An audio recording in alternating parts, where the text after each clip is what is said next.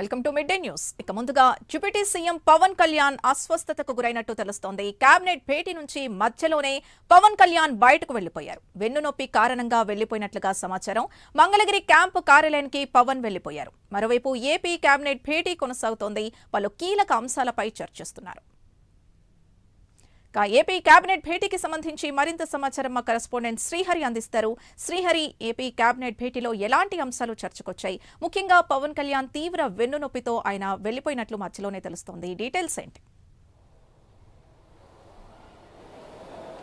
Right Sindhu, AP సచివాలయంలో CM Chandrababu అధ్యక్షతన AP cabinet అయితే సుమారు 3:30 గంటలుగా అయితే ఏపీ కేబినెట్ జరుగుతుంది. అయితే దీంట్లో ప్రధానంగా ఉప ముఖ్యమంత్రి పవన్ కళ్యాణ్ ఉదయం 9:30 గంటలకు రాష్ట్ర సచివాలయానికి అయితే చేరుకున్నారు. అయితే ఏదైతే నేడు కేబినెట్ భేటీలో ఆయన కొంతసేపు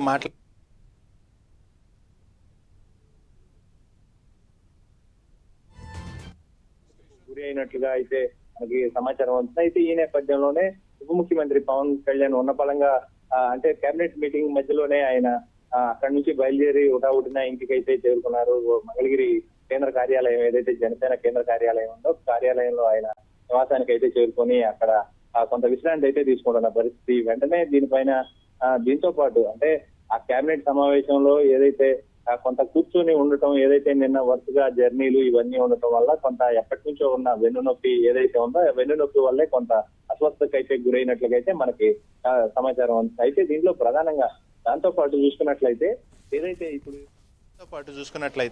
ఏదైతే ఇప్పుడు క్యాబినెట్లో మొత్తం మీదుగా ఈరోజు ఏపీ క్యాబినెట్లో 37 అంశాల మీద ఈ క్యాబినెట్ అయితే భేటీ అయింది. దీంట్లో చూసుకున్నట్లయితే రాష్ట్ర వ్యాప్తంగా జరుగుతున్న ఏదైతే పెట్టుబడులకు సంబంధించి వాటికి సంబంధించి భూ కేటాయింపులు, అదేవిధంగా వీటన్నిటిపైన కూడా నేడు ఏపీ క్యాబినెట్లో పలు కీలకమైన బిల్లులకు కూడా ఆమోదం తెలుపుతుంది. దాంతోపాటు ఏదైతే అమరావతి రాజధానిలో ఏదైతే ఐఏఎస్లు ఐపీఎస్ల నిర్మాణాలు భవనాలకు ఏవైతే ఉన్నాయో వాటన్నిటికీ ఇన్ఫ్రాస్ట్రక్చర్ ఏవైతే ఉన్నాయో ఇంటర్నల్గా ఉండే వాటన్నిటిని కూడా కోట్ల రూపాయలు వాటన్నిటికీ కూడా ఇన్ఫ్రాస్ట్రక్చర్ని డెవలప్ చేసేందుకు క్యాబినెట్లో అయితే ఆమోదం తెలిపింది. దాంతోపాటు ప్రధానంగా చూసుకున్నట్లయితే హైకోర్టు భవనాలకు సంబంధించి ఈ హైకోర్టు భవనాల్లో తీసుకునే ఫ్రీ కాస్టింగ్ ఏదైతే ఉందో వాటన్నిటితో పాటు అదేవిధంగా రోడ్ల నిర్మాణాలు ఏవైతే ఉన్నాయో వాటన్నిటికీ కూడా ఏపీ క్యాబినెట్ అయితే నిధుల్ని కేటాయించడం, దాంతోపాటు ఆ నిధులను కూడా ఆమోదించడం అయితే తెలుపుతుంది. దాంతోపాటు ఏదైతే కృష్ణానదీ తీరాన ఉన్న 6 ఎకరాల విస్తీర్ణకు సంబంధించిన ఏదైతే డిబిఎఫ్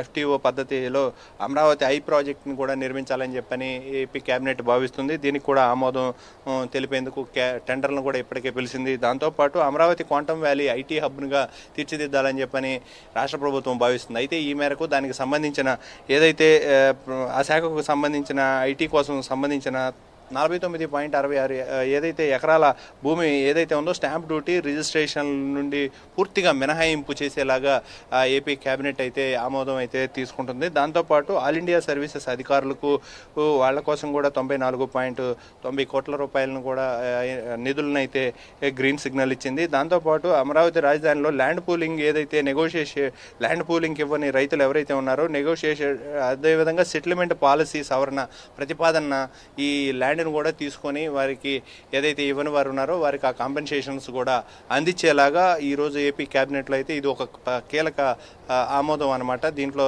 చెప్పాలి. అయితే దాంతోపాటు ఏదైతే వైజాగ్ మధురవాడలో తీసుకున్న ల్యాండ్ ఏదైతే ఉందో హోటళ్ళు రిసార్ట్లు అభివృద్ధి కోసం ఏపీడీసీ ఏదైతే ఉందో 9.39 ఎకరాల భూమి ఏదైతే ఉందో దాన్ని కూడా బదలాయింపుకు నేడు ఏపీ కేబినెట్ అయితే ఆమోదం తెలబోతుంది. దాంతోపాటు విమాన రంగాన్ని మరింతగా బలోపేతం చేయాలని చెప్పని రాష్ట్ర ప్రభుత్వం భావిస్తుంది. ఎందుకంటే దాని నుంచి వచ్చే ఆదాయం ఏదైతే ఉందో అదంతా కూడా ఆదాయ వనరులను మరింతగా పెంచాలి, దాన్ని విస్తరించాలి అనే భావనతో అయితే ఈరోజు కేబినెట్ దానిపైన కూడా ఏవియేషన్ పాలసీని ఏదైతే 2026 ఏదైతే 31కి ఏదైతే ఉందో దాన్ని ఆమోదం తెలపాలని చెప్పని కూడా భావిస్తుంది. దాంతోపాటు పర్యాటకాన్ని మరింతగా రాష్ట్రంలో మరింతగా పర్యాటకాన్ని పెంచితే కనుక ఖచ్చితంగా రాష్ట్రానికి ఆదాయంతో పాటు రాష్ట్ర అభివృద్ధికి కూడా ఇది ఒక మెట్టుగా కీలకమైన మెట్టుగా అయితే పరిగణించవచ్చు అని చెప్పని రాష్ట్ర ప్రభుత్వం భావిస్తుంది. ఈ నేపథ్యంలోనే బీచ్లు కారిడార్ ఏదైతే సముద్ర తీర ప్రాంతాల్లో ఉన్న బీచ్లు ఏవైతే ఉన్నాయో అటు చీరాల కానీ ఇటు వైజాగ్ కానీ ఇటు బాపట్ల కానీ వీటన్నిటిని కూడా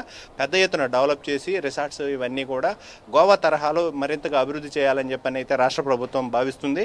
ఈ నేపథ్యంలో వాటన్నిటికీ కూడా ఎక్సైజ్ పాలసీ ఏదైతే ఉందో ఆ పాలసీలను కూడా తీసుకురావాలని చెప్పని ఈరోజు ఏపీ కేబినెట్ అయితే ఆమోదం తెలుపుతుంది. దాంతోపాటు ఏపీ ఫైబర్ నెట్ నుంచి హడ్కో నుంచి తీసుకున్న 300 కోట్ల రుణాన్ని మంజూరుకు కూడా ఈరోజు ఏపీ కేబినెట్ అయితే ఆమోదం తెలబోతుంది. దాంతోపాటు ఏదైతే గ్రీన్ఫీల్డ్ కనెక్టివిటీ పోర్టులు అదేవిధంగా జాతీయ రహదారి నుంచి ఈ 216ను ఏదైతే 200 రహదారి ఏదైతే ఉందో దాని నుంచి రైలు మార్గ నిర్మాణాలు ఇవన్నిటిని కూడా విస్తరించాలి, మరింతగా డెవలప్ చేయాలని చెప్పని భావిస్తుంది. దీనికి మారిటైమ్ బోర్డు ఏదైతే ఉందో దాని నుంచి కూడా భూమిని కేటాయింపు కూడా ఈరోజు ఏపీ కేబినెట్ అయితే ఆమోదం తెలబోతుంది. ఇట్లా ఓవరాల్గా చూసుకున్నట్లయితే మొత్తం 37 అంశాల మీద ఈరోజు ఏపీ కేబినెట్ ఎజెండా అయితే కొనసాగుతుంది. దాంతోపాటు అవయవ దానాలు అదే అవయవాలు ఏవైతే ఉన్నాయో మార్పిడి ప్రక్రియకు సంబంధించి కూడా ఏదైతే సవరణకు సంబంధించిన ఆర్డినెన్స్ 2026కు సంబంధించి దాన్ని కూడా ఆమోదం తెలిపేలాగా ఏపీ కేబినెట్ అయితే దీని మీద కూడా ఈరోజు ఆమోదం తెలబోతుంది. అదేవిధంగా ఎప్పటి నుంచో పెండింగ్లో ఉన్న అగ్రిగోల్డ్ బాధితులు ఎవరైతే ఉన్నారో వాళ్ళందరికీ డిపాజిట్ల అమౌంట్లు ఏవైతే ఉన్నాయో వాటన్నిటినీ కూడా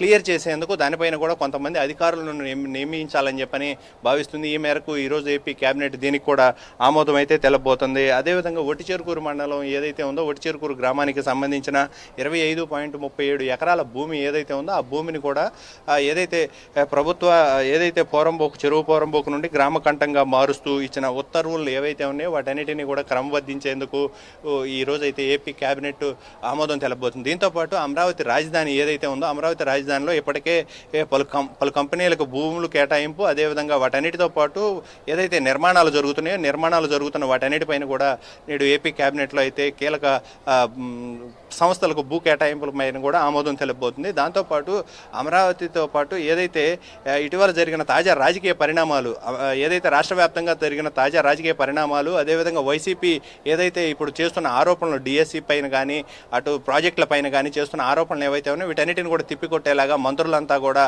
పొలిటికల్గా ఏదైతే ఉందో దాని అన్నింటిని కూడా అవగాహన పెంచుకొని మాట్లాడాలనే దానిపైన కూడా సీఎం మంత్రులకు దిశానిర్దేశం కూడా చేయబోతున్న పరిస్థితి అయితే కనబడుతుంది. Sindhu. Right, thank you Srihari.